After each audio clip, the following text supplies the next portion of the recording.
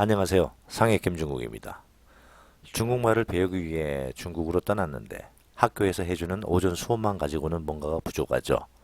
공부를 좀 해보려는 친구들은 공통적으로 이런 생각을 갖긴 한데 대책 없이 오신 분들은 간밤에 클럽을 갔다던가 거하게 취해서 아침 내내 속 쓰리다가 점심때쯤 일어나서 컵라면 한 그릇 먹고서 힘들지만 책을 펼쳐봅니다.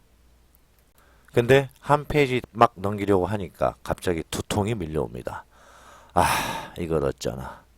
이렇게 또 하루가 가나 싶었는데 어두워진 저녁이 되니 또 기력을 회복해서 단어라도 외우려고 했더니 옆방의 외국인 학생이 후어골을 먹으러 가자고 해서 또 빠이지우에 이 밤을 흠뻑 잤습니다.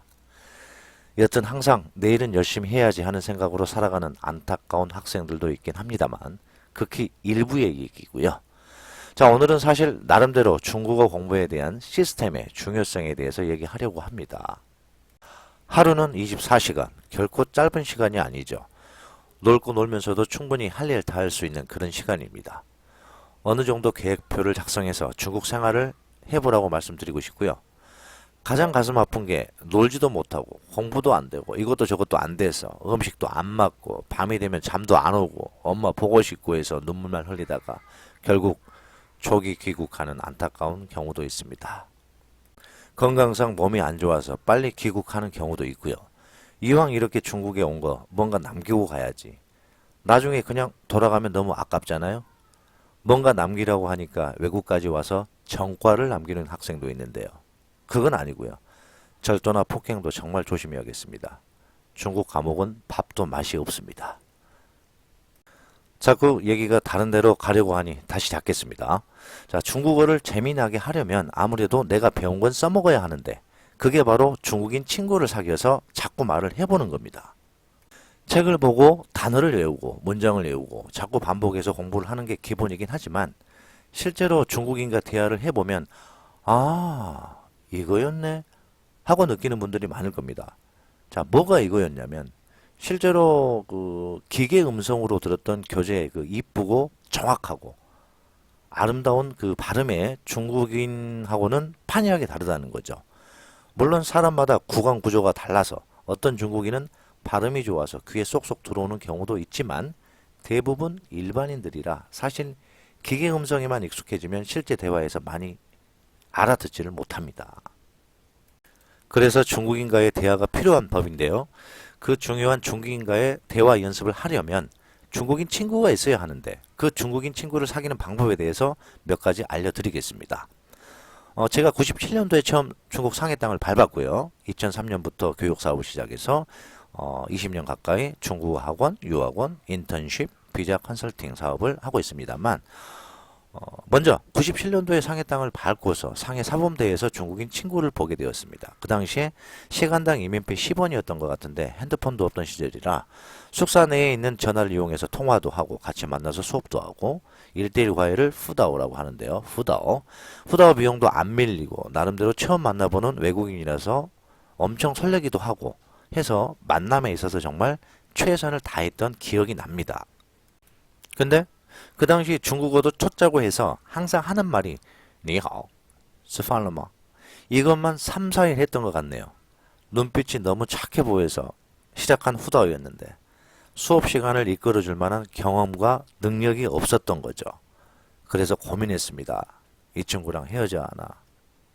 이런 고민을 하던 찰나에 수업 시간도 5분씩 늦어지길래 과감히 결심을 했죠. 바꾸자. 근데 무작정 바꾸면 오후 스케줄이 비어버리니 대책은 세워놓고 바꿔야 했습니다. 생각하다가 같이 온 친구에게 선생님 구해요? 이게 중국어로 뭐냐? 라고 물어봤더니 종이에 써주더군요. 짜오후다오. 그 아래 제 방 숙사 전화번호를 적고서 여학생 기숙사 입구에 붙였죠. 5분 정도 떨어져 있는 거리인데 붙이고 방에 돌아오자마자 전화 벨소리가 울렸습니다. 중국 여학생이었죠. 대충 들어보니 선생님 구하고 있느냐는 것 같아서 숫자는 아니까 방 번호를 중국어로 뚜렷하게 알려줬습니다. 시간도 물론 중국어로 얘기를 했습니다. 그래서 중국 땅 밟고서 처음으로 제 힘으로 만나게 된 후다오. 자주 얘기를 해보니까 나중에 알게 된 건데요. 유학생 가르쳐본 경험도 풍부해서 저보다 한참 어려 보이는데 생각보다 훨씬 수업을 잘 이끌어 가더군요. 이 친구 덕에 저는 중국 생활이 재밌어졌고 중국의 음식도 만나게 됐고 새로운 것도 경험하게 되었죠. 사실 후다오라는 게 서로 돈을 주고받는 계약 관계이기 때문에 어지간해서는 중국 친구들이 쉽게 자기 시간을 내주지 않는 게 일반적이다. 근데 한 시간에 대번 돌아다니거나 상당히 뭐랄까 실속 있는 후다오를 하지 않았나 싶네요. 제가 욕심이 더 생겼을까요? 며칠 전에 배웠던 과외 선생님 구한다는 중국어 문구를 종이에 쓰기 시작했습니다. 5장에. 마찬가지로 붙이고 돌아오면 연락이 와서 만나고 붙이고 돌아오면 또 연락 와서 만나고 해서 그 친구들은 전화 중국어 내지는 그냥 중국 친구 사귀는 걸로 해서 점점 중국 친구와의 관계를 넓혀갔습니다. 중국인 기숙사에 광고 문구를 붙이지 않았다면 그 당시 저의 그 내성적인 성격에 지나가는 중국인을 붙잡고 이런저런 말도 못했을 거고 뭐 과연 어떻게 지냈을까 싶네요. 오후 후다오가 절실했던 이유는 다른 것보다도 그 당시에는 지금처럼 커리큘럼이나 유학생 대우가 그다지 좋지 않았습니다. 한마디로 엉망이었죠. 그 당시 한 8명이 한 반에서 여름 단기 수업을 받았는데 그 9HSK 5급이 3명, 9HSK 8급이 1명, 나머지가 저보다 좀 더 나은 기초, 저는 왕초보. 한 반에 이렇게 섞어놓으니 무슨 수업이 되겠습니까? 뭐 여튼 지금은 학교들이 나름대로 시스템이 잘 갖춰져 있어서 분반도 잘 되어 있고 숙사 시설도 좋고 해서 학생들은 그다지 큰 불만은 없는 걸로 알고 있습니다. 자, 핵심 들어갑니다. 중국인 친구를 사귀려면 먼저 다가가야 합니다. 전혀 부끄러워할 필요가 없습니다. 길거리에서 말할 용기가 있다면 더할 나위 없이 좋겠지만 어떤 기회가 돼서 중국인을 만나게 된다면 꼭 서로 연락처를 교환하든지 위챗을 추가하세요. 나중에 그 친구가 당신에게 큰 도움을 주는 은인이 될 수도 있습니다. 내가 학교에서 만나는 친구들은 뭐 그럴 일이 없겠지만 학교 외부에서 만나는 친구들은 조심을 해야 합니다. 뭐 술집, 클럽, 관광지 등에서 만나는 중국 친구, 뭐 이성 친구죠. 특히 이성 친구의 지나친 친절은 반드시 조심해야 합니다. 내가 잘나서가 아니라 그 사람의 음흉한 목적이 있기 때문입니다. 자, 얘기가 길어졌네요. 학교 외부 중국 친구들을 잘못 만나서 생기게 된 사건 실화는 다음 편에 말씀드리겠습니다. 자, 오전 수업 외에 남는 시간이 너무 많습니다.